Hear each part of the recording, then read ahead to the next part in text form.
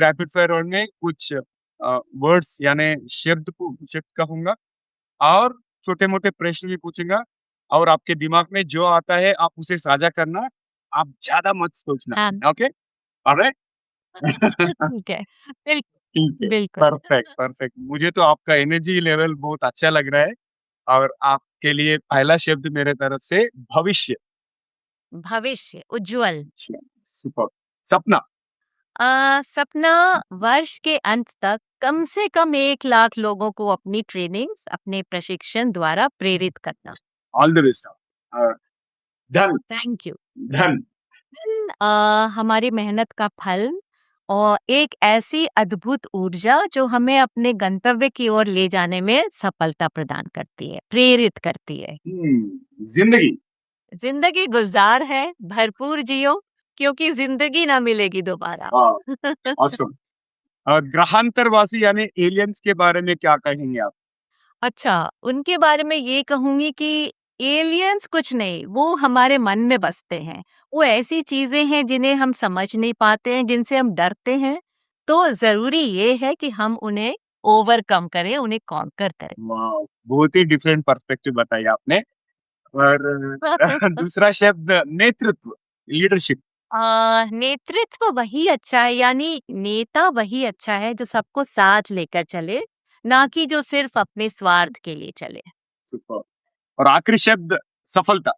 सफलता मेरे विचार में आंतरिक शांति और एक निरोगी काया, ये दोनों चीजें बहुत जरूरी है। आपको सफलता के सारे द्वार खुल जाएंगे अगर ये दोनों चीजें आपके पास हैं तो। आपका जवाब जो है, वो तो माइंड ब्लोइंग है सिंपली क्योंकि बहुत ही थैंक यू। Powerful responses. आपने बोला ज्यादा सोचो नहीं तो मैं सोच नहीं रही हूँ।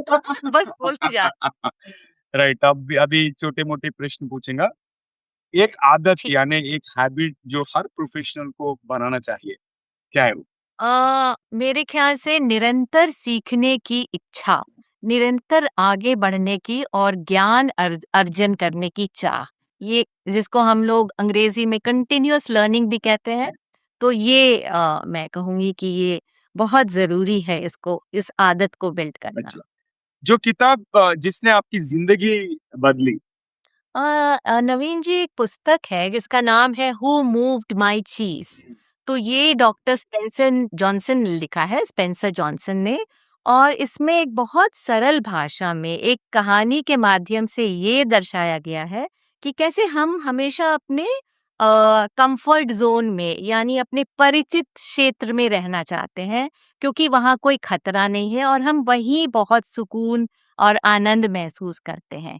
तो हालाँकि वहाँ पे कोई खतरा नहीं है, लेकिन वहाँ पे कोई ग्रोथ भी नहीं है, कोई विकास भी नहीं है। तो इसीलिए हमें हमेशा कोशिश करनी चाहिए कि अपने परिचित क्षेत्र से बाहर निकलें और चुनौतियों को स्वीकार करें, जिससे कि हमारा विकास हो सके। तो ये किताब मेरे को बहुत प्रेरित करती है। बहुत छोटी-सी किताब वाह! है, बस 95 पेजेज़ की सही है। है और सबको पढ़नी चाहिए। मैंने पढ़ा था वो बुक वो किताब कम से कम हाँ, 10 साल के पहले पढ़ा होगा। बहुत ही हाँ, अच्छा हाँ। बुक है और कम्युनिकेशन के बारे में एक मिथ क्या है? एक बहुत बड़ी भ्रांति है कि कम्युनिकेशन उसी का अच्छा है जिसके पास एक बहुत बड़ा शब्दकोश है, यानी जिसके पास शब्दों का भंडार है। पर ये बिल्कुल गलत है। क्लिष्ट भाषा और खूब सारे कॉम्प्लेक्स शब्द यूज करना ही कम्युनिकेशन नहीं है। अपनी बातों को सहज प्रकार से, सहजता से और सरलता से अगर आप पेश कर सकें तो वही सही कम्युनिकेशन। तो ये सबसे बड़ा मिथ मुझे लगता है। वो और आखिरी सवाल ये पहले रैपिड फायर राउंड में आपका फेवरेट मोटिवेशन लाइन क्या है?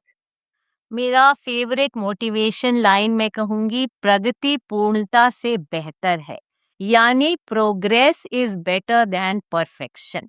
तो कई बार हम परफेक्शन के चक्कर में बहुत सारी चीजें शुरू करते हैं, पर कभी सेटिस्फाई नहीं होते हैं, संतुष्ट नहीं होते हैं। हम चाहते हैं कि वो बिल्कुल उत्कृष्ट हो जाए। ऐसा कभी नहीं होता है क्योंकि उत्कृष्टता की कोई सीमा नहीं है। तो हमेशा हमें प्रोग्रेस करते रहना चाहिए, विकास करते रहना चाहिए, ना कि उत्कृष्टता को मद्देनजर रखना चाहिए।